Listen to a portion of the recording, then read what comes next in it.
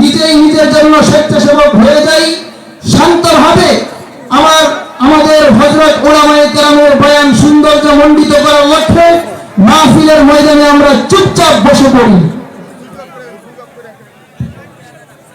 সম্মানিত উপস্থিতি, হুজুরের আজকে আরো 2টা মাহফিল সিলেটে, যে কারণে হুজুর আমাকে মহব্বত করেন সন্তানের মতো, এজন্য আসছেন। কিন্তু হুজুরের ওই মাহফিলগুলো 3টা মাহফিল, এজন্য হুজুর আসছেন। অল্প সময় কথা বলবেন, আপনারা ধৈর্য সহকারে বসবেন। আশা করি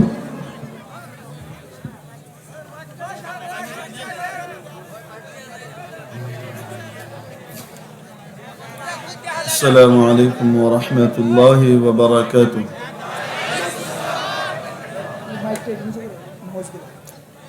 الحمد لله نحمده ونستعينه ونستغفره ونؤمن به ونتوكل عليه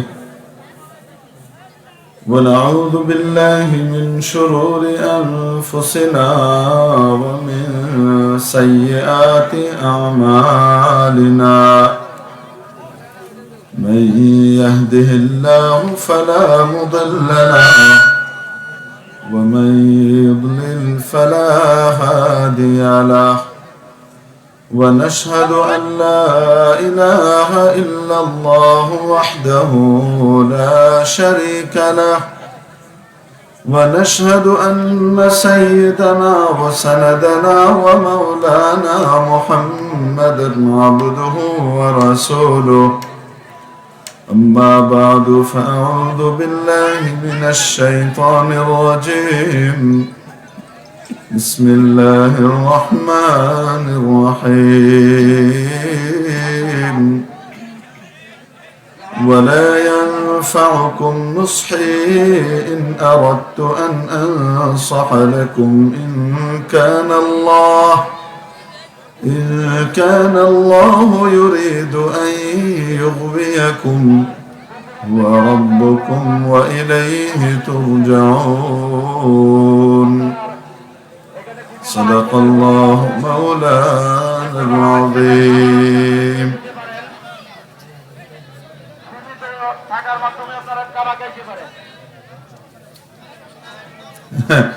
মাইক কয়টা চলে এখানে?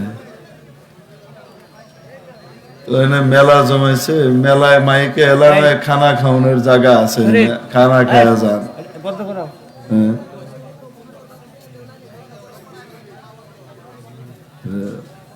অদ্ভুত মানুষ। সরকার এনের মাইকটা বন্ধ করাও, বাজারে মাইক বাজাইতেছে। হ্যাঁ হ্যাঁ,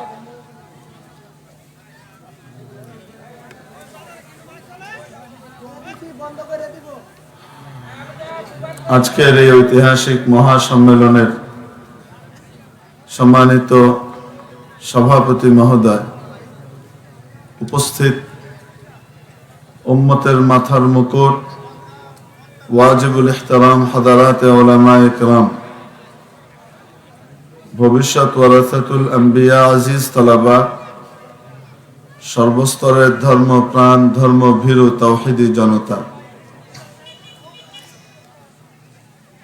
আজকে আমি আপনাদের সামনে মহাগ্রন্থ আল কোরআনুল কারীমের সূরাত হুদের একখানা আয়াত তেলাওয়াত করেছি।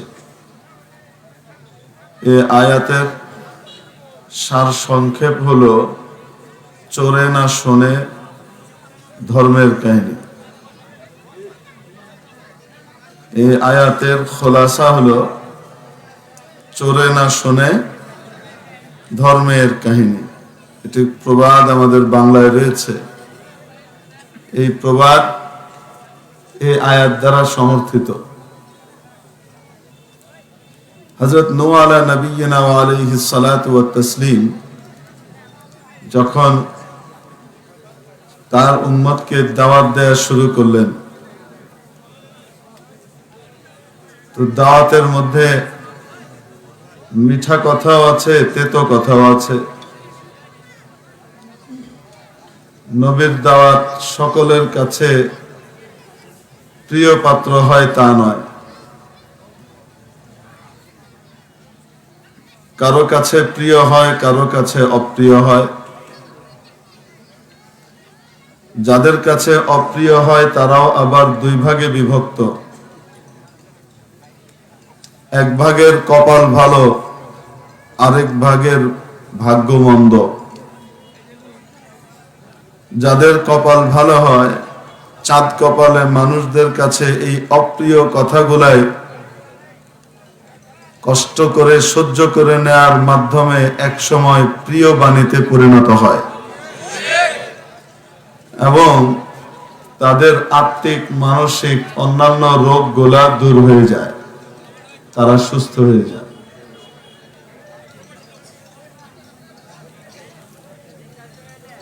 আর যাদের কপাল পোড়া, এদের কাছে মিঠে কথা তেতো কথার মধ্যে কোনো পার্থক্য নাই। নবী যাই বলুক না কেন তা গ্রহণ করা যাবে না। ইগো প্রবলেমে ভুগতে থাকে, বিভিন্ন ভাবে নবীকে কটাক্ষ করে আর বলে, আরে তুমি তো আমাদের মতোই একজন মানুষ, তোমার কথা আমাদেরকে কেন শুনতে হবে? তুমি যেমন জানো আমরাও তো তেমন জানি। এই ধরনের কথাবার্তা আমাদের এই যুগেও কিছু মানুষ বলে কি বলে না? কিয়ামত পর্যন্ত বলবে। আপনাদের কথা কেন শুনতে হবে? আমরা কি কোরআন হাদিস পড়ি নাই? আমরা কি কোরআন হাদিস জানি না?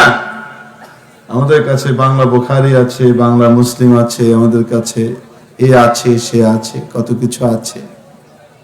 আছে তো বহু কিছু, নিতে তো পারোনি কিছু,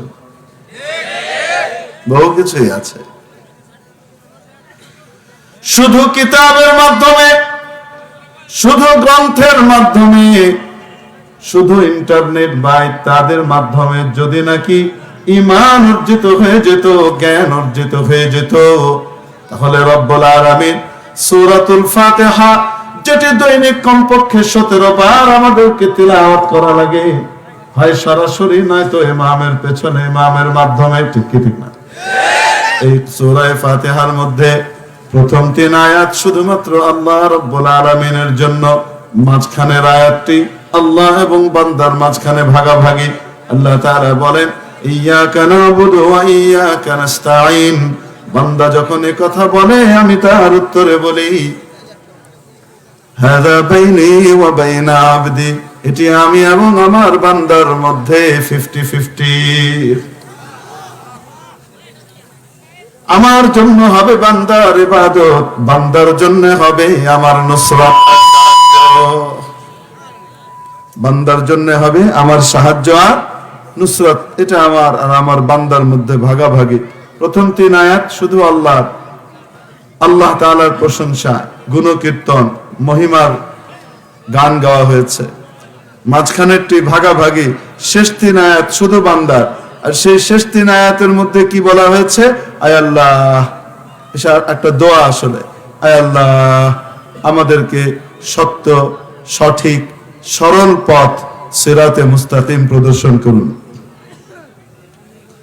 সিরাতে মুস্তাকিম কোনটি? বুখারী মুসলিমের পথ। সিরাতে মুস্তাকিম কোনটি? আল্লামা গুগলের পথ। সিরাতে মুস্তাকিম কোনটি? মুফতি ইন্টারনেটের পথ।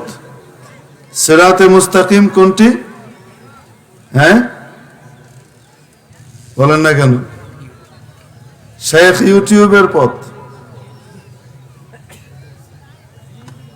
এটা বলেছেন আল্লাহ তাআলা। একটু সোজা সাপটায় যদি বলি, সিরাতে মুস্তাকিম কোনটি, তারপরে এর আয়াতে সিরাতে মুস্তাকিমের ব্যাখ্যা দেয়া হয়েছে। ব্যাখ্যার মধ্যে এটা বলা হয় নাই, ব্যাখ্যাটা আল্লাহ নিজেই দিয়েছেন, কোন মোল্লা দেন নাই। কে দিয়েছেন? আরো আসতে, ওখানে কথা বলেন নাই সিরাতাল কিতাবি ওয়াস সুন্নাতি, সিরাতাল কুরআনি ওয়াল হাদিস, এই কথা বলা হয়েছে। ইহদিনাস সিরাতাল মুস্তাকিম, সিরাতাল কুরআনি ওয়াল হাদিস, এভাবে আসতে বলেন। এটা বলা হয়েছে কোরআন হাদিসের পথ না, না, না। শুধুমাত্র কোরআন হাদিস দিয়ে যদি কেউ বাঁচতে চায়, কোরআন ওয়ালাদেরকে পাশে রেখে কোরআন এবং হাদিসের মূর্ত প্রতীকদেরকে পাশ কাটিয়ে সে কোনদিন সিরাতে মুস্তাকিম পাবে না। এজন্য কিতাবুল্লাহর সাথে সাথে আল্লাহর কিতাবের সাথে সাথে রিজালুল্লাহ, আল্লাহ তাআলার মনোনীত যে ব্যক্তিরা রয়েছেন, যাদের মাধ্যমে মাওলানা কারীম তার কিতাব, তার কোরআন এবং তার হাবিবের সুন্নতকে দুনিয়াতে বাস্তবায়ন করে হাতে কলমে দেখিয়ে দেন, তাদের সান্নিধ্য ছাড়া, তাদের পরামর্শ ছাড়া সত্যিকারের সিরাতে মুস্তাকিম পাওয়া সম্ভব নয়, ঠিক কিনা? এজন্য মাওলানা কারীম সিরাতে মুস্তাকিমের যে ব্যাখ্যা দিয়েছেন সেটা বড় অদ্ভুত। সিরাতাল্লাযীনা আন'আমতা আলাইহিম, তাদের পথ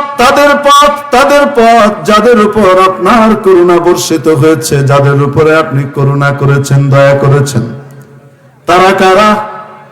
সূরা নিসার মধ্যে আল্লাহ তাআলা মুনআম আলাইহিম, যাদের উপরে মাওলার করুণা বর্ষিত হয়েছে, যারা মাওলার করুণা ধন্য, তাদের ব্যাখ্যা দিয়েছেন উলাইকাল্লাযীনা আন'আমাল্লাহু আলাইহিম, এরাই সে সকল ব্যক্তিবর্গ যাদের উপরে আল্লাহর নিয়ামত বর্ষিত হয়েছে, আল্লাহ বিশেষ নিয়ামত দিয়েছেন, করুণা ধন্য করেছেন যাদেরকে। তারা কারা? মিনান নবিয়্যিন, এক নম্বর হলেন নবী, নবী রাসূলের ক্যাটাগরি। ওয়াস-সিদ্দীকিন, সিদ্দীকিন বড় বড় ওলিদের ক্যাটাগরি। ওয়াস-শুহাদা, আল্লাহর রাস্তায় যারা জীবন বিসর্জন করেছেন, যারা জীবন বিসর্জন দিয়েছেন, সে সকল শাহিদানে কিরাম। ওয়াস-সালিহিন, আল্লাহর নবীর তরিকা অনুযায়ী চলে যারা নেককার হিসেবে প্রমাণিত হয়েছেন তারা।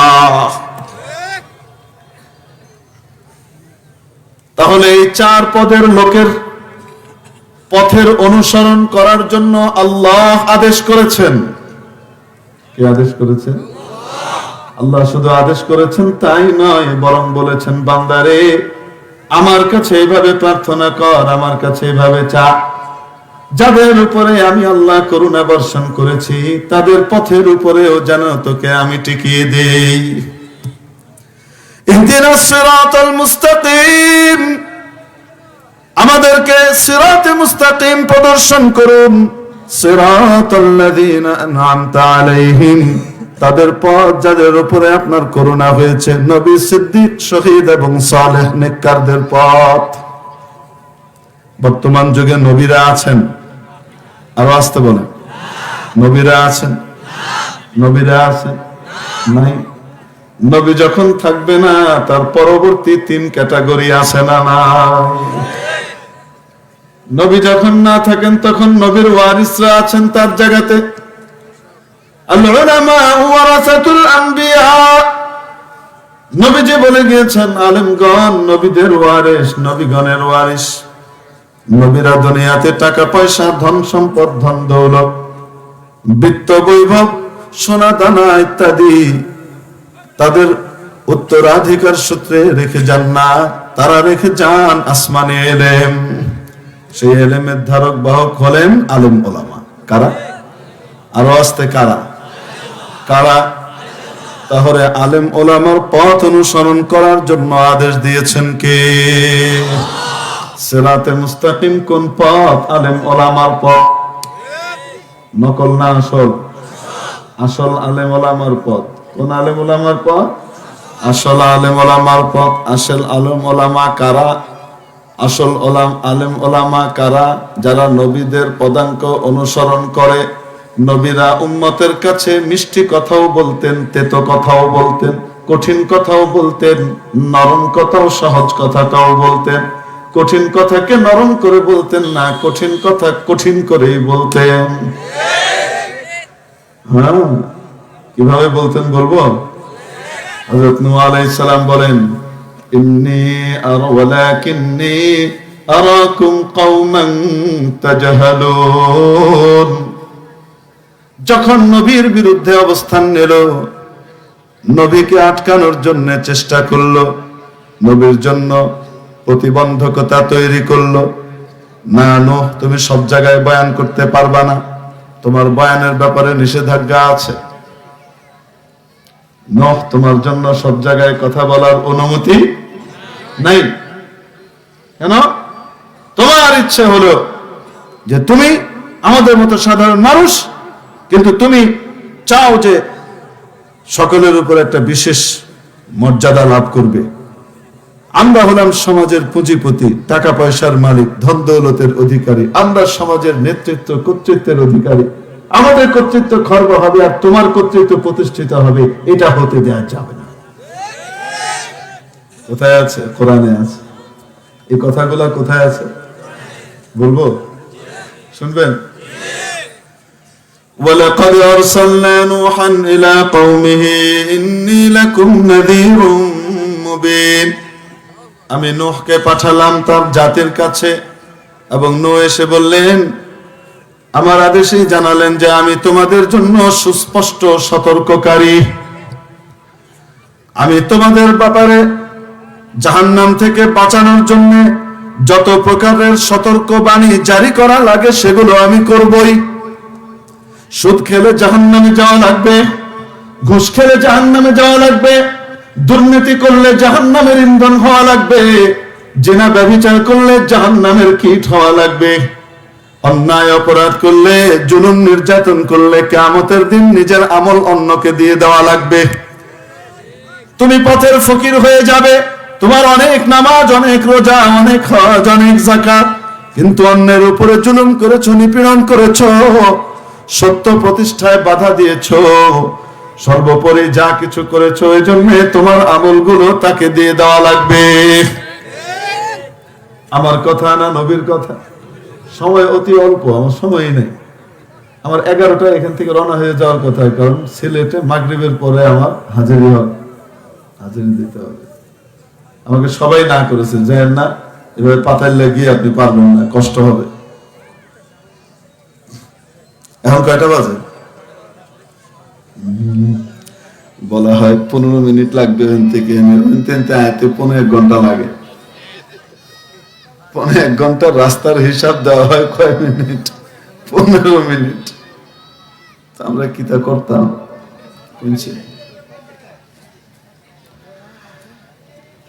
ইন্নী লাকুম নাযীরুম মুবিন। জিনা, ব্যভিচার, অন্যায় অশ্লীল কাজগুলো করো না। আলেম ওলামারা এগুলোর ব্যাপারে সতর্ক করেন কিনা? ওয়ালা তাকরাবুজ জিনা। আরে জিনা করা, ব্যভিচার করা তো অনেক দূরের কথা, এগুলোর কাছেও যেও না। যে সমস্ত কাজ এগুলোর কাছে মানুষকে নিয়ে যায়, রব্বুল আলামিন সে সমস্ত কাজগুলোকেও হারাম করে দিয়েছেন। ঠিক না বেঠিক? পরনারীর দিকে তাকানো, ফ্রি মিক্সিং, পরস্পরের মধ্যে মেলামেশা, মনের নিয়ত ভালো হোক আর খারাপ হোক, আল্লাহ রব্বুল আলামিন যাদের সাথে সাবালক হওয়ার পরে, সাবালিকা হওয়ার পরে দেখা সাক্ষাৎ নিষিদ্ধ করে দিয়েছেন, তাদের সাথে দেখা সাক্ষাৎ করা হারাম। কেন? কেন? এগুলো জিনা ব্যভিচারের নিকটবর্তী করে দেয়। প্রত্যেকের ক্ষেত্রে জিনা ব্যভিচার হবে তা বলা যায় না, কিন্তু হয়ে যেতেও পারে, হলে আর ঠেকানো যাবে না, ঠিক কিনা? আজকে যে ঘটনা ঘটেছে, আমি গত কালকে মাত্র জেনেছি এই ঘটনা। আমি দুনিয়া থেকে বেখবর মানুষ, আসলে না পত্র পত্রিকা পড়ি, না খবর টবর শুনি। গতকালকে শুনলাম, আল্লাহু আকবার, এবং খবর পড়ে আমার মানে কি বলবো, মাথার তালু উড়ে যাওয়ার মতো অবস্থা। এরকম ঘটনা আমাদের বাংলাদেশে ঘটছে। এক ছেলে এক মেয়েকে তার ফ্ল্যাটে ডেকে নিয়ে, বাবা মা নাই, আজকে আসো, তারা দুইজন একত্রিত হয়েছে, হওয়ার পরে মেয়েটা মারা গেছে। ঘটনার বিবরণ দেওয়া আমার পক্ষে সম্ভব না, আমি বিবরণটা দিতে পারবো না, কারণ অনেক বাচ্চারাও আছে, সবার সামনে সব বিবরণ দেওয়া যায় না।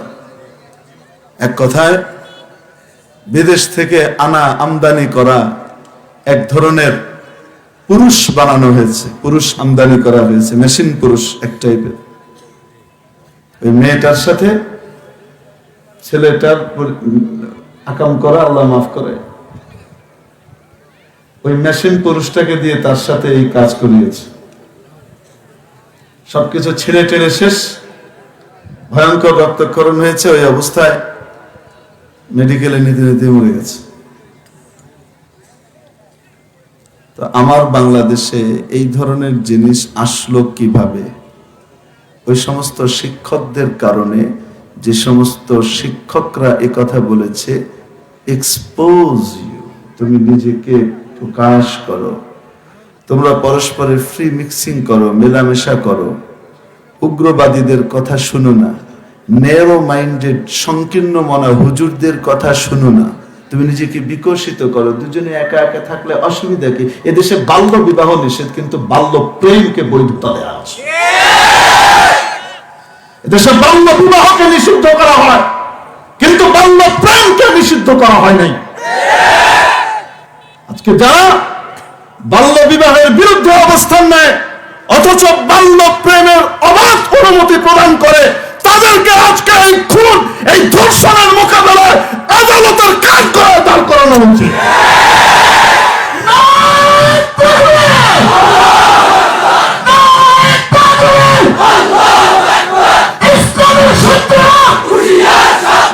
আমরা এত ব্যথিত, এত মর্মাহত যে এই ধরনের ঘটনা আমাদের দেশে ঘটেছে, যাদের কারণে তাদের ব্যাপারে কোনো এমবার্গো নাই, তাদের বক্তব্যের ব্যাপারে কোনো নিষেধাজ্ঞা নাই, তাদেরকে বাক স্বাধীনতার নামে শয়তানি স্বাধীনতা অর্পণ করা হয়েছে। অথচ তার বিপরীতে যারা খুন, ধর্ষণ, অন্যায়, অনাচার, অবিচারকে রুদ্ধ করার জন্য, বন্ধ করার জন্য দিন রাত দিবানিশি নিরলস প্রচেষ্টা চালিয়ে যাচ্ছেন জাতির বিবেক আলিম ওলামা, নবীদের ওয়ারিস আলিম ওলামা, যারা এই সকল অনাচারের বিরুদ্ধে জনগণকে সতর্ক করছেন, এবং হাজার হাজার মানুষ তাদের কথা শুনে এই সকল অন্যায় অপরাধের পথ থেকে, মাদকের পথ থেকে ফিরে আসছে, সুপথে আসছে, ভালো পথে আসছে, দেশটা সোনার বাংলায় পরিণত হচ্ছে। সে সমস্ত লোকদের বয়ান করার ব্যাপারে নিষেধাজ্ঞা আরোপ করা হয়। আল্লাহ তাআলা আমাদেরকে বোঝার তৌফিক দান করুন। এর চেয়ে বেশি বলার কিছু নাই। আলেম ওলামার কথা যেমন মিঠে হবে তেমন তেতও হবে। শুধুমাত্র হোমিওপ্যাথিক বড়ি দিয়ে সব রকমের রোগের চিকিৎসা হয় না, বলেন না কেন? হোমিওপ্যাথির মিষ্টি বড়ি দিয়ে সব রোগের চিকিৎসা হয়ে যায়? অপারেশন লাগে না মাঝে মাঝে? অপারেশন করার সময় কাটাছেঁড়া করা লাগে না? ইনজেকশন দেওয়ার জন্য শরীরের ভিতরে গুঁতো দেওয়া লাগে না? ডাক্তার যে গুঁতো দেয়, ডাক্তার যে অপারেশন করে, এটা ডাক্তারের নিজের মন চায় না গুঁতো দিতে, কিন্তু রোগীর কল্যাণে এই গুঁতো দিতে হয়। যে সকল আলেম ওলামা সত্য কথাগুলোকে পরিষ্কার ভাবে, নির্দ্বিধায়, চমৎকার ভাবে তুলে ধরেন, যেটা গুতোর মতো সেটা গুতোর সাথেই বলেন, যেটা আদরের মতো সেটা আদরের সাথে বলেন, সে সকল আলেম ওলামা সত্যিকারের দক্ষ ডাক্তার এবং সত্যিকারের দক্ষ সার্জন।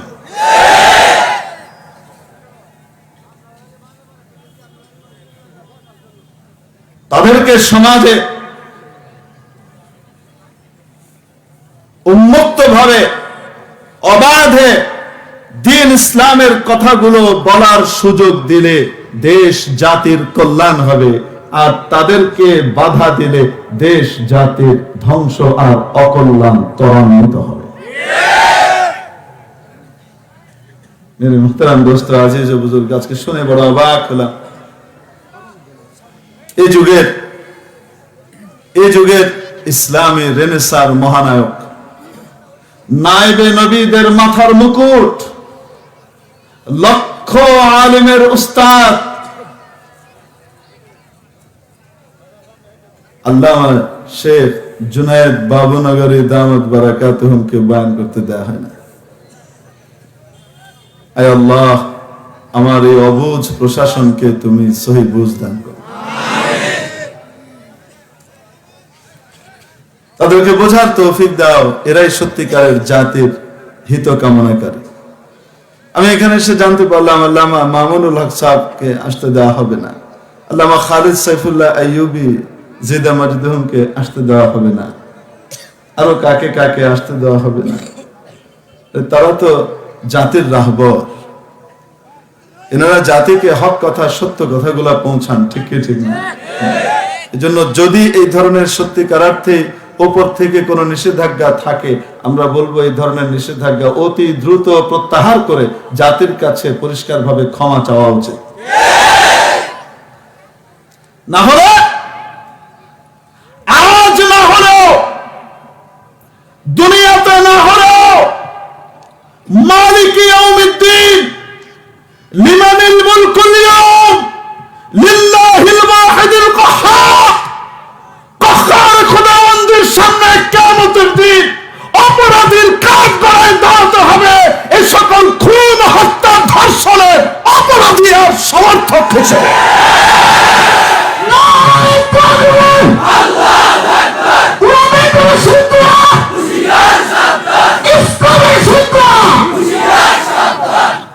मेरे मुहतरम दोस्तों, अजीज व बुजुर्गों, हज़रत नूह बोलें इन्नी लकुम नज़ीरुम मुबीन अल्ला ताबुदू इल्लल्लाह।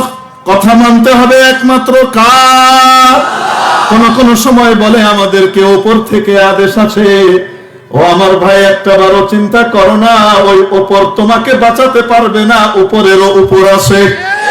সেই উপরের নাম কি? আরো আসতে কে? সকল উপরের উপরে কে?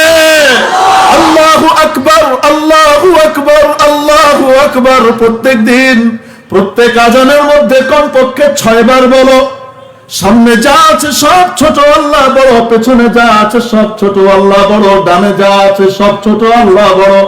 বামে যা আছে সব ছোট, আল্লাহ বড়। উপরে যা আছে সব ছোট, আল্লাহ বড়। নিচে যা আছে সব ছোট, আল্লাহ বড়। বারবার এই ঘোষণাগুলো শোনো, তারপরেও কি মাথায় ঢোকে না? উপর আসলে উপর নয়, উপরের উপরেও উপর আছে, ঠিক কিনা? সকল উপরের উপর কে? আল্লাহ তা'বুদু ইল্লাল্লাহ। কথা একমাত্র কার মানতে হবে? যদি উনার কথার সাথে মিলে তাহলে সবার কথা মানবো, উনার কথার সাথে যদি না মিলে তাহলে মানবো। আরো আসতে মানবো। ইন্নী আখাফু আলাইকুম আযাব ইয়াউমিন আলীম। আমি তো তোমাদের জন্য সেই মর্মন্তুদ দিনের আযাবের আশঙ্কা করছি। তোমাদেরকে বলি সবচেয়ে উপরের যে, তার কথা মানো, কিন্তু তোমরা বিভিন্ন দোহাই দিয়ে তাকে বাইপাস করতে চাও। আমি তো তোমাদের জন্য মর্মন্তুদ দিবসের শাস্তির আশঙ্কা করছি।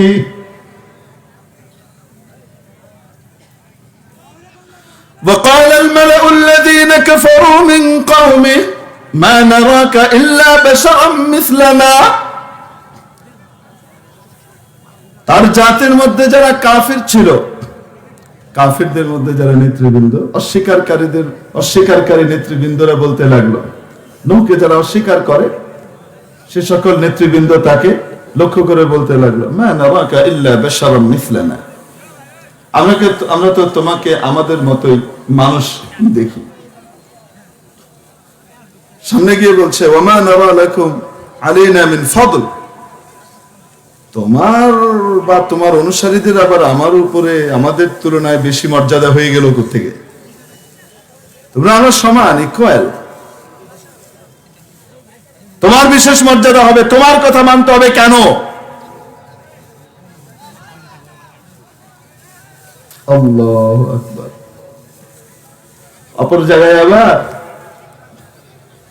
উম্মতকে এরা কি করত?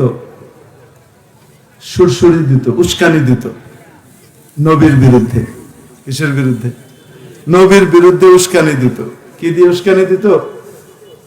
দেখো না, ইন হাযা ইল্লা রাজুলুম ইল্লা বাশারুম মিসলুকুম। এ তো তোমাদের মতো একজন মানুষ। ইউরিদু আন ইয়াতাফাদ্দালা আলাইকুম। এ চায় তোমাদের মধ্যে বিশেষ এক মর্যাদা লাভ করবে, তোমাদের উপরে কর্তৃত্ব খাটাবে। তোমাদের উপর কি করবে? কর্তৃত্ব খাটাবে, তোমাদের উপর বিশেষ মর্যাদা লাভ করবে। এটাই ও চায়। ওর কাছ থেকে দূরে সরে যাও। হযরত নূহ আলাইহিস সালামের কাছ থেকে মানুষকে দূরে সরানোর জন্য এইভাবে সুরসুরি দিত, উস্কানি দিত, এবং তাদের এই উস্কানি মার্কা কথাগুলো আল্লাহ তাআলা কোরআন শরীফে উল্লেখ করে দিয়েছেন। আজও এই জাতীয় সুরসুরি মার্কা বক্তব্য কেউ কেউ দেয় কি দেয় না? এরা কোন দলের এটা বুঝে নিতে হবে। নূহ আলাইহিস সালামের বিপক্ষ দলের, ঠিক কি ঠিক না?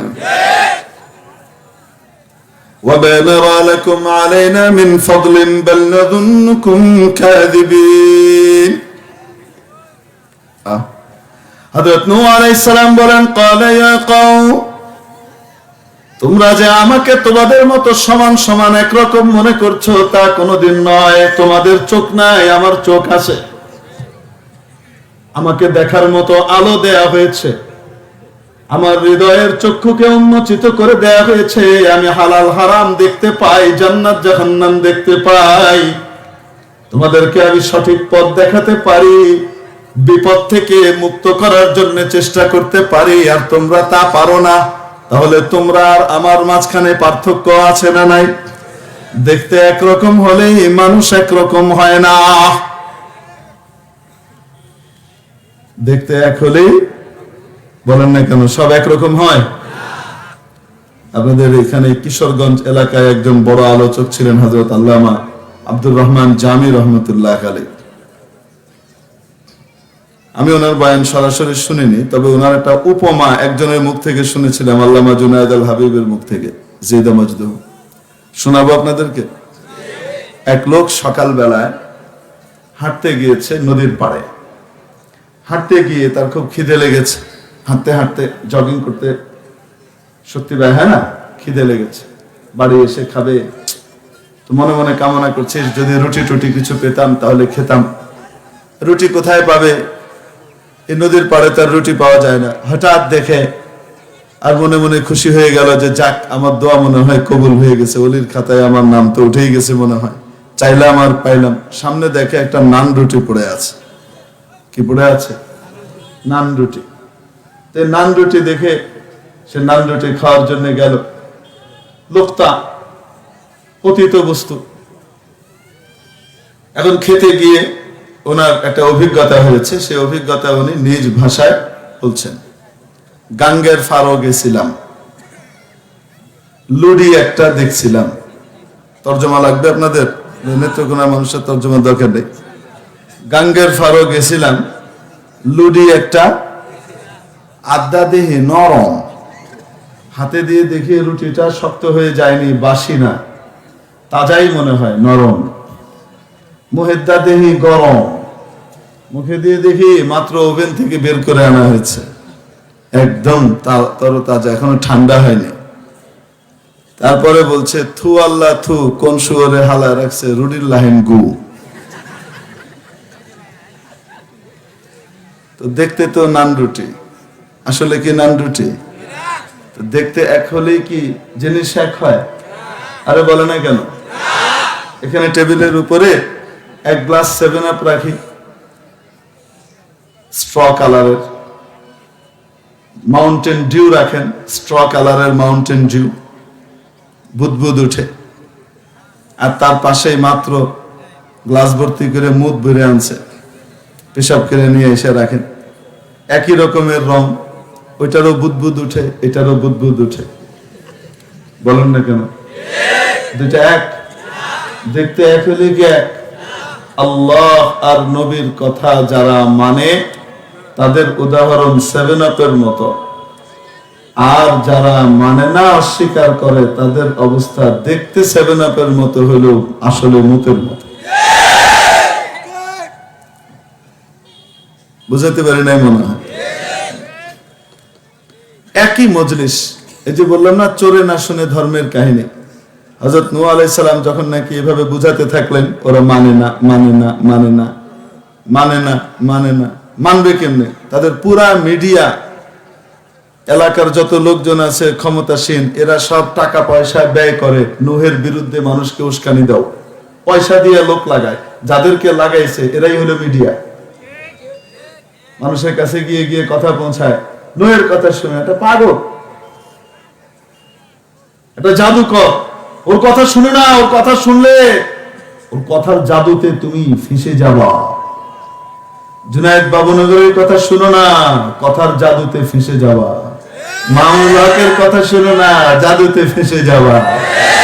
আইয়ুবের কথা শুনো না, জাদুতে ফেঁসে যাবা। আলেম ওলামার কথা শুনো না, জাদুতে ফেঁসে যাবা। জাদুকর একই বাক্য বলে, একই রকমের কথা আর সংলাপ আওড়ায়। এরা কিভাবে যেন মানুষকে একদম জাদু করে ফেলে। এদের কাছে যাওয়া যাবে না, না হলে তারপর বলে অশিক্ষিত মূর্খ, কিছু জানে টানে না, ইলিটারেট, কিছু জানে টানে না। কি ইলিটারেট? অর্ধশিক্ষিত। অর্ধশিক্ষিত কারা? আসল অর্ধশিক্ষিতরা পূর্ণ শিক্ষিতদেরকে অর্ধশিক্ষিত মনে করে। বলেন তো জগৎ কয়টা? বলেন না কেন? আরো আসতে, দুনিয়া আখেরাত, তাই না? দুনিয়া আখেরাতের সাথে দুনিয়ার কোনো তুলনা চলে? দুনিয়া চিরস্থায়ী, আখেরাত ক্ষণস্থায়ী, না উল্টা? এটা ক্ষণস্থায়ী, ওইটা চিরস্থায়ী। ঠিক কি ঠিক না? তো তাহলে দুটার তুলনা চলে? চলে না। তারপরেও দুনিয়া আখেরাত, তো জগৎ কয়টা হলো? দুটা হলো। আলেম ওলামা আসল জগৎ, চিরস্থায়ী জগতের মুক্তি, কল্যাণ, কামিয়াবি, সাফল্য ইত্যাদির সবকিছু তারা জানে। তারা জাতিকে সেটা জানায়। ঠিক কি ঠিক না? তো তাহলে তারা আখেরাতেরও এলেম রাখে, আর দুনিয়াতেও তারা চলে না, সব না খেয়ে মরে যায়। দুনিয়াতে তারা অসভ্য জাতি না, সুসভ্য জাতি। তারা কোনো সময় ইফটিজিং করে, তারা অন্যকে কষ্ট দেয়, তারা অন্যের কাছ থেকে টাকা পয়সা মেরে খায়, তারা ঘুষ খায়, সুদ খায়, তারা জিনা ব্যভিচার করে, এগুলা কিছুই করে না। তারা মাদকের সাথে জড়িত থাকে, আরে বলো না কেন? করে নাই। তাহলে এরা আখেরাত সম্পর্কে পরিপূর্ণ জানে, দুনিয়ার ব্যাপারেও ভদ্র কিভাবে থাকা লাগে, সমাজ কিভাবে সুন্দরভাবে সমাজে থাকা যায়, এই সমস্ত বিষয়গুলো জানে। ঠিক কি ঠিক না? তাহলে তারা উভয় জগৎ সম্পর্কে জ্ঞানী, ফলশ্রুতিতে বলা যায় তারা পূর্ণ জ্ঞানী, তারা পূর্ণ শিক্ষিত। ঠিক কি ঠিক না? এর বিপরীতে যারা আখিরাত সম্পর্কে ওয়াহুম আনিল আখিরাতি হুম গাফিলুন, আখিরাত সম্পর্কে গাফিল, আসল জগৎ সম্পর্কে তাদের কোনো খবর নাই, তারা বেখবর। আর নকল জগৎ, দুনিয়ার জগৎটা নিয়ে তারা খুব মাতামাতি করে। তাহলে বলেন তো দেখি, তারা যদি শিক্ষিত হয়েও থাকে তাহলে ফুল শিক্ষিত না হাফ শিক্ষিত? এই হাফ শিক্ষিতরা ফুল শিক্ষিতদেরকে হাফ শিক্ষিত বলে। তবে হ্যাঁ, যে হাফ শিক্ষিত মনে করে আখেরাত ছাড়া আমার মুক্তি নাই, তারা আখেরাত বিশেষজ্ঞের শরণাপন্ন হয়, আলেম ওলামার শরণাপন্ন হয়, কোরআন হাদিস অনুযায়ী নিজের জীবনটাকে গড়ে, তারাও ওই পূর্ণ শিক্ষার আলোয় আলোকিত হয়ে যায়। ঠিক কিনা? তারা ইঞ্জিনিয়ার, ডাক্তার, ব্যারিস্টার, মিনিস্টার হওয়া সত্ত্বেও আলেম ওলামার সোহবত এবং তাদের দিক নির্দেশনা ফলো করার কারণে এই সমস্ত ব্যক্তিরাও নেককার, পরহেজগার হয়ে আখেরাতের মুক্তি লাভ করে, তারাও আখেরাতের শিক্ষা কিছুটা লাভ করে ফেলে। ঠিক কি ঠিক? তো বলছিলাম, আধা শিক্ষিতরা পূর্ণ শিক্ষিতদেরকে কি বলে? অন্যাকের লেগা হাফ শিক্ষিত বলে। আসলে কি জানেন, পাগল আছে না পাগল, পাগলের কাছে সুস্থ মানুষকে পাগল মনে হয়। পাগল নিজেকে মনে করে সুস্থ, আর সুস্থকে মনে করে কি পাগল। হযরত মাওলানা মুফতি দিলাওয়ার হোসেন সাহেব দামাত বারাকাতুহুমের মুখে একদিন এক ঘটনা শুনেছিলাম, সেটা আপনাদেরকে শোনাই। একবার বাংলাদেশের স্বাস্থ্যমন্ত্রী আর পাকিস্তানের স্বাস্থ্যমন্ত্রী দুজন গিয়েছেন। ঘটনা মানে উদাহরণ দিয়ে বোঝাচ্ছেন সম্ভবত। গিয়েছেন কোথায়? আরে পাবনার পাগলাগারদে মেন্টাল হসপিটালে। যাওয়ার পরে ওখানকার ইনচার্জ বললেন, স্যার, পাগলরা বেশি লোক দেখলে খেপে যায়, যাওয়া যাবে না, বেশি লোক যাওয়া যাবে না, আপনার প্রোটোকল যারা আছে এদেরকে বাইরে থাকতে হবে, শুধু আপনারা যান স্যার। আরে আমরা দুজন যাব, কিভাবে হবে? স্যার আমি থাকবো আপনাদের সাথে, ভয়ের কোনো কারণ নাই, পাগলরা ভেতরেই আছে, গরাদের ভিতরে। তো যেতে যেতে এক আধ পাগলার সাথে দেখা হলো, যে ফুল পাগল ছিল, চিকিৎসা হয়ে আধা পাগল আছে, এখন পুরা সুস্থ হয়নি। তার সাথে দেখা, জিজ্ঞেস করলো তোমার নাম কি, তুমি কি করো? সে উল্টো জিজ্ঞেস করে আপনারা কারা? সে উল্টো জিজ্ঞেস করে আপনারা কারা? আচ্ছা, এই মাঝখানে রাস্তাটা কিসে? হ্যাঁ, এই দুইটা পাশে লোক দাঁড়িয়ে বন্ধ করে দিতে পারেন না? আপনাদের ইয়ে নাই? এখানে হাঁটা চলা করে 2-4 জন, আর পিছনের লোকরা এদেরকে কি করে? রাগারাগি করে, চিৎকার চেঁচামেচি করে, মাহফিলের পরিবেশ নষ্ট হয়। তারপরে তো বলছে আপনারা কারা? তো মাননীয় স্বাস্থ্যমন্ত্রী বললেন যে আমি বাংলাদেশের স্বাস্থ্যমন্ত্রী, ইনি পাকিস্তানের স্বাস্থ্যমন্ত্রী, আপনাদেরকে দেখতে এসেছি, পরিদর্শনে এসেছি, ইন্সপেকশনে এসেছি। তো ওই আধ পাগলা বলতেছে, এখানে নতুন নতুন আসলে অনেকেই এমন অনেক কথা টথা কয়, কিছুদিন থাকলে ঠিক হয়ে যায়। এখানে যখন নতুন নতুন আসে সবাই এরকম বড় বড় কিছু কথা কয়, কিছুদিন থাকলে কি হয়ে যায়? ঠিক হয়ে যায়। তো পাগল সুস্থ মানুষে কি মনে করে? পাগল মনে করে। অর্ধ শিক্ষিত সে ফুল শিক্ষিতকে অর্ধ শিক্ষিত মনে করে। হযরত নূহ আলাইহিস সালামের মর্যাদা আছে না নাই? অন্যদের তুলনা এক নাকি? তুমিও তো খাও, আমরাও তো খাই, তুমিও বাজারে যাও, আমরাও বাজারে যাই, তো তোমার আর আমাদের মাঝখানে কি পার্থক্য? একই খাবার খেয়ে তুমি বিশেষ মর্যাদা পাবা, তুমি নাকি আল্লাহর নবী হইলা, তোমার কাছে নাকি আল্লাহর ওহী আসে, আমাদের কাছে আসে না কেন? এই পার্থক্য মানতে পারি নাই, বৈষম্য মানা যাবে না। বুঝেন নাকি? এই কথা কইছি।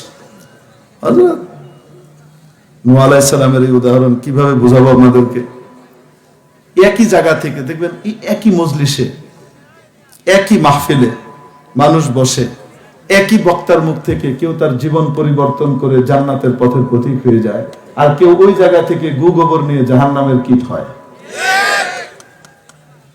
একই মজলিসে একই হুজুরের বয়ান থেকে 2 গোয়েন্দা অফিসার, তার ভিতরে একজন জান্নাত খরিদ করে, আরেকজন জাহান্নামের গর্তের ভিতরে লাফ মারে। একজন বলে হুজুর সমাজ তৈরির জন্য গঠনমূলক চমৎকার আলোচনা করেছেন, অন্যায় অবিচারের বিরুদ্ধে জনগণকে সতর্ক করেছেন, জুলুম থেকে বিরত থাকার জন্য, অন্যের জমি জবরদখল করার ব্যাপারে সতর্ক করেছেন, এতিমের মাল যেন নষ্ট না করা হয় সেটার ব্যাপারে সতর্ক করেছেন, বিধবার হক যেন নষ্ট না করা হয় সে ব্যাপারে সতর্ক করেছেন, এবং এভাবে বনের হক থেকে যেন তাকে বঞ্চিত না করা হয় এ ব্যাপারে তাদেরকে সতর্ক করেছেন, জুলুম নির্যাতন যেন না করা হয় এ ব্যাপারে তাদেরকে সতর্ক করেছেন। অতএব ইনি দেশ ও জাতির জন্য একজন অনুসরণীয় ব্যক্তিত্ব। এক গোয়েন্দা ব্যক্তি এই রিপোর্ট দেয়, আরেক গোয়েন্দা রিপোর্ট দেয় উগ্রবাদী, কথার ভিতরে উগ্রতা আছে, সরকারের বিরুদ্ধে যায় এমন কথা বলে, অতএব ওনার বয়ান বন্ধ করা উচিত। একই জায়গাতে বসে একজন জান্নাতে যাচ্ছে, আরেকজন কই যায়? বুঝেন নাকি? কই উদাহরণ দিব। ফুল আছে না? ফুল কন্যা কেন? ফুলের ভিতরে মধুর রস আছে না নাই? আছে।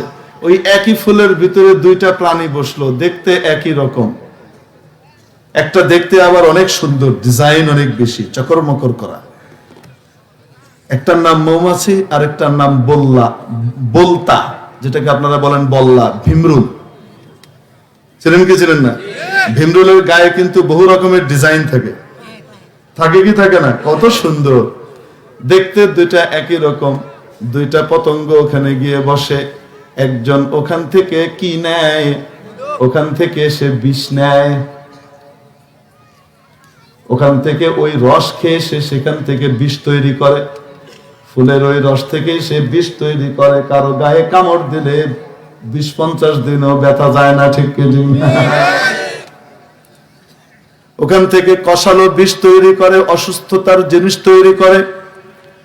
আর মৌমাছি ওই একই ফুলের ভেতর থেকে রস নেয়, মধু তৈরি করে। আল্লাহ বলেন তার ভেতরে এমন জিনিস তৈরি হয়, ফিহি শিফাউল লিন্নাস, যার মধ্যে শারাবুম মুখতালিফুন আলওয়ানুহু, তার পেট থেকে বিভিন্ন রঙের, বিভিন্ন আকারের, আকৃতির এমন পানীয় বের হয়, যে পানীয়র মধ্যে, যে মধুর মধ্যে গোটা মানব জাতির জন্য শিফা এবং আরোগ্য রয়েছে। একই জায়গা থেকে তো নিচ্ছে, পার্থক্য আছে না নাই? হরিণ, একই চারণ গায়ের থেকে খায় দুই হরিণ, একজনের শুধু গু গোবর আর মতি বের হয়, আর আরেকজনের পেটে মৃগ নাভি তৈরি হয়। ঠিক কি ঠিক না? কস্তুরী তৈরি হয়, পৃথিবীর শ্রেষ্ঠ সুগন্ধি তৈরি হয়। দেখতে তো এক, আসলে কি এক? তাহলে নবী এবং নবীর শিক্ষায় শিক্ষিত ব্যক্তিরা, তাদের সাথে অন্যের তুলনা কি একই রকম হবে? একই রকম হবে। হযরত নূহ আলাইহিস সালাম বোঝালেন, ক্বালা ইয়া কওম আরাআইতুম ইন কুনতু আলা বাইয়িনাতিন মির রাব্বি ওয়া আতানি রাহমাতাম মিন ইনদিহি, বলো দেখি, যদি আমার আল্লাহ আমার উপরে দয়া করে তার তরফ থেকে বিশেষ রহমত আমাকে নসিব করেন, সেই রহমত হলো আল্লাহ তাআলার তরফ থেকে পাওয়া ইলম। তাফসীর খুলে দেখেন, আমাকে যদি আল্লাহ তাআলা নবুয়তের ইলম নসিব করেন, নবুয়ত দান করেন, বিশেষ নিয়ামত দান করেন, ফাউম্মিয়াত আলাইকুম, আর তোমাদেরকে এ ব্যাপারে অন্ধত্ব দিয়ে দেওয়া হয়, তোমরা যদি অন্ধ হয়ে যাও, তোমরা যদি আমার এই জ্ঞানের আলোয় পথের দিশা খুঁজে না পাও, সূর্যের আলো ওঠার পরে, সূর্য ওঠার পরে আলোতে গোটা ধরিত্রী আলোয় ঝলমল করে, কিন্তু যার চোখে আলো নাই, যে অন্ধ, সে তার জন্য রাত আর দিন সমান হয়ে যায়। ঠিক কিনা? সে দেখতে পায়, আলো তো আসে, সে দেখে না। ফাহুম্মিয়াত আলাইকুম, তোমাদেরকে যদি অন্ধ বানিয়ে দেওয়া হয়, আমি কি করব? আনুলজিমুকুমুহা ওয়া আনতুম লাহা কারিহুন, আমি কি তোমাদেরকে জোর করে তা চাপিয়ে দেব নাকি? আমি তো জোর করে দেব না, আমি বুঝাবো সত্য কথা যেটা, সেটা ওইভাবে বলবোই। একটা পর্যায়ে তারা যখন আরো কিছু কথা বলেছে, এক পর্যায়ে হযরত নূহ আলাইহিস সালাম বলছেন, ওয়ালাকিন্নী আরাকুম কওমান তাজহালুন, আমি তো দেখছি তোমরা একটা মূর্খ জাত। বলেন হযরত নূহ আলাইহিস সালাম কি বলছেন? আমি একদম কোরআনের তরজমা করছি, অন্য কিছু নাই। ওয়ালাকিন্নী আরাকুম কওমান তাজহালুন, আমি তো দেখতে পাচ্ছি যে তোমরা একটা মূর্খ জাতি। তোমরা একটা কি? মূর্খ জাতি। তারা সমাজপতি, তারা সমাজ পরিচালনা করে, তারা দেশের নেতৃত্ব দেয়, তারা সবকিছু কন্ট্রোল করে, তারা অ্যাডমিনিস্ট্রেশন সামলায়, তো তারা কি মূর্খ? তাদের জ্ঞান আছে না? বলুন না কেন? তারা সমাজের সমস্ত বিচার আচার করে, তারা কি মূর্খ? তাদের জ্ঞান আছে না? আছে। কিন্তু যেই জ্ঞান দিয়ে নবীর নবুয়ত বুঝতে না পারে, যেই জ্ঞান দিয়ে আল্লাহর উলুহিয়ত বুঝতে না পারে, যেই জ্ঞান দিয়ে সবচেয়ে বড় আল্লাহ, সকলের উপরে আল্লাহ, তার কথাই মানতে হবে, তার কাছে জবাবদিহি করতে হবে, এ কথার উপলব্ধি না আসে, এই রকম জ্ঞানকে জ্ঞান বলে না, এই রকম জ্ঞানকে মূর্খতা বলে। আবু জাহল, যাকে গোটা আরবের সমাজ তাদের সবচেয়ে সেরা বুদ্ধিজীবী হিসেবে আখ্যায়িত করেছিল, আবুল হিকাম, নবীজি সাল্লাল্লাহু আলাইহি ওয়াসাল্লাম তার উপাধি দিয়েছিলেন। না না না, তার এই জ্ঞান তাকে স্রষ্টা পর্যন্ত পৌঁছাতে পারছে না। নবুয়তের আলো ঝলমলে আলো দেখার পরেও তার চোখের মধ্য থেকে অন্ধত্ব যাচ্ছে না। সে আবুল হিকাম নয়, সে আবুল জাহল, গণ্ড মূর্খ, মহামূর্খ। হযরত নূহ আলাইহিস সালাম সেই একই ভাষায় বলছেন, ওয়ালাকিন্নী আরাকুম কওমান তাজহালুন, আমি তো দেখছি তোমরা একটা মূর্খ জাত। হযরত নূহ আলাইহিস সালামের ব্যাপারে এখন বলবেন, উনি উগ্র কথা বলে, কটাক্ষ করে কথা বলে। হযরত নূহ আলাইহিস সালাম, উনি আল্লাহর নবী হলে এরকম মানুষকে খাটো করে ছোট করে কথা বলে, উনি অনেক অহংকার। বুঝেন না? বুঝেন না? তাহলে নবী সত্যকে সত্য, মিথ্যাকে মিথ্যা, সাদাকে সাদা, কালোকে কালো, এটাই বলবেন। গায়ে লাগুক, চাই মিষ্টি লাগুক, চাই তিতা লাগুক, যাই লাগুক বলবে। ঠিক কি ঠিক না? তো নায়েবে নবীরাও সত্যকে সত্য, মিথ্যাকে মিথ্যা, কালোকে কালো, সাদাকে সাদা, আলোকে আলো, আধারকে আধার, এভাবেই তারা বলবেন। এজন্য বলার সময় অন্ধকারের গায়ে লাগবে। আমাকে অন্ধকার বললো, আমাকে কালো বললো, এই হুজুরকে বয়ান করতে দেওয়া যাবে না। ঠাউর ঘরে কেড়ে কান কলা খাই না, কারণ কলা খাস না, না খাস জিজ্ঞাসি নিলে। আলেম ওলামারা তো নাম নিয়ে বলেন না ভাই।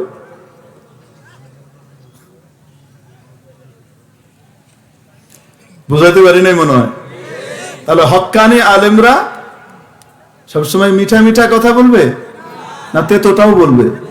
হ্যাঁ, এই তেতোটা যারা গ্রহণ করে নিবে, কষ্ট করে হজম করবে, বরদাস্ত করবে, একটা পর্যায়ে এই তেতো তাদের কাছে মিঠে পরিণত হবে। আমলকি খেতে তেতো, একটু চাবিয়ে দেখো, তারপরে গোটা মুখকে মিষ্টি বানিয়ে দেয়।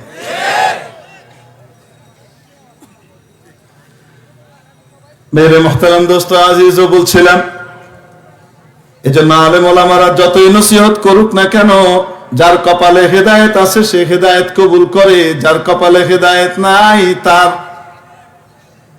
জন্য আলেম ওলামার নসিহতে কোনো কাজ হয় না, ঠিক কিনা?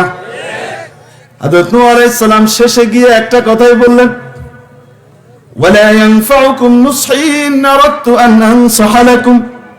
আমি যদি তোমাদের জন্য হিত কামনা করি, কল্যাণ কামনা করি, তোমাদেরকে সত্য পথের দিশা দেখাই, তোমাদেরকে যদি সঠিক পথের দিশা দেই, আর তোমাদের জন্য যদি নসিহত মালা নিয়ে আসি, কিন্তু আমার নসিহত তোমাদের কোনো কাজে আসবে না যদি কপাল খারাপ হয়, আল্লাহ হিদায়েত না দেওয়ার ফয়সালা করেন, কোনো কাম আসবে না। এই জন্য আল্লাহর কাছে দোয়া করা উচিত, আল্লাহ আমাকে